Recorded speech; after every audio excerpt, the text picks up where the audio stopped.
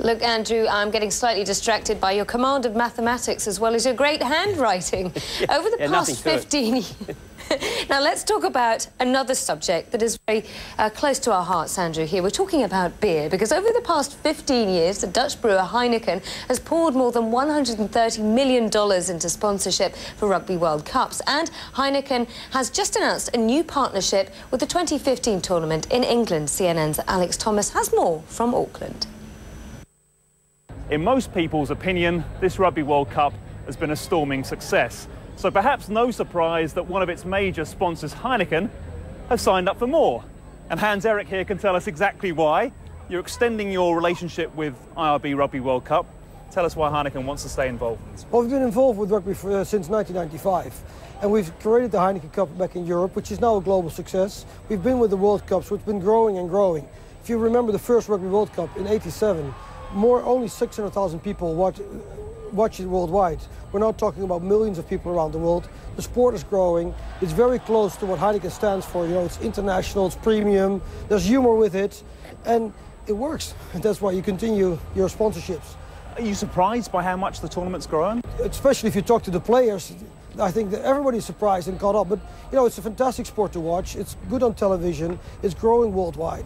And as an international premium beer brand, you want to be with these kind of things where people have humor, respect for each other, and tell stories. And that's exactly what we did, for example, this year for the Rugby World Cup. We created the whole theme, This is the Game, about the codes and Heineken, and about sharing the stories. So if you look at our hospitality, we have we have 6 Heineken ambassadors going around the world, telling stories, sharing stories. People enjoy it. It's actually quiet when we have over 500 guests in our hospitality. People really want to listen. On digital, over 1 million people watched the This is the Game show hosted by Will Carley. Now, that's fantastic numbers. How much money is rugby getting out of Heineken?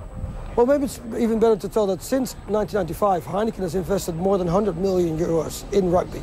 So that's material. We are a serious partner.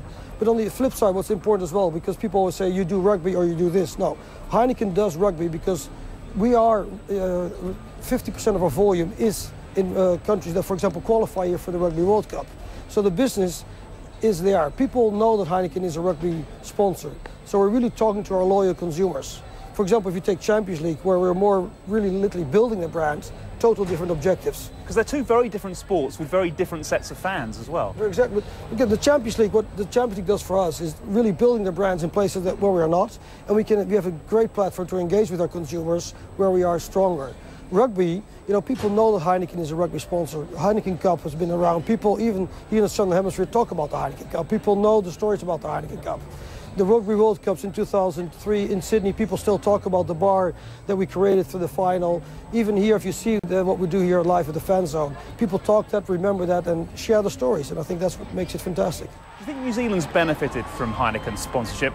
There's always the critics that say, oh, it's a foreign company taking money out, so they come in, sponsor the event, and that's it. But presumably, beer sales help the local economy too. Yeah, but not only that. I think that if you go to Eden Park, the level of hospitality that we've brought to New Zealand, everybody walks in and says, wow, this is on a different level. And I think that even, you know, the IRB has brought a different standards.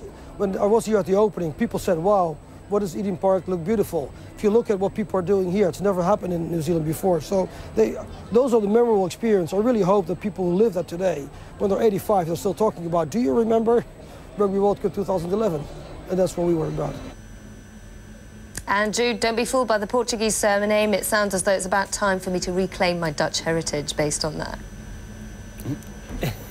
Indeed. There's an interesting little follow-up to this one, Nina, because off the pitch there's also a competition of a different kind brewing at the Cup. A New Zealand beer brand called NZ Pure is trumpeting its own product with a campaign that gently makes light of Heineken, which of course is a much bigger rival. Take a look at the slogan for yourself. New Zealand's a long way to come to drink a Dutch beer. Fair point.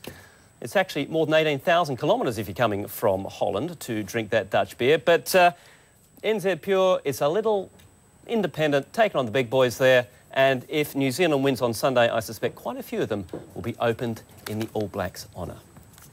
You're watching World Business Today. We'll take a short break. We're back in just a moment.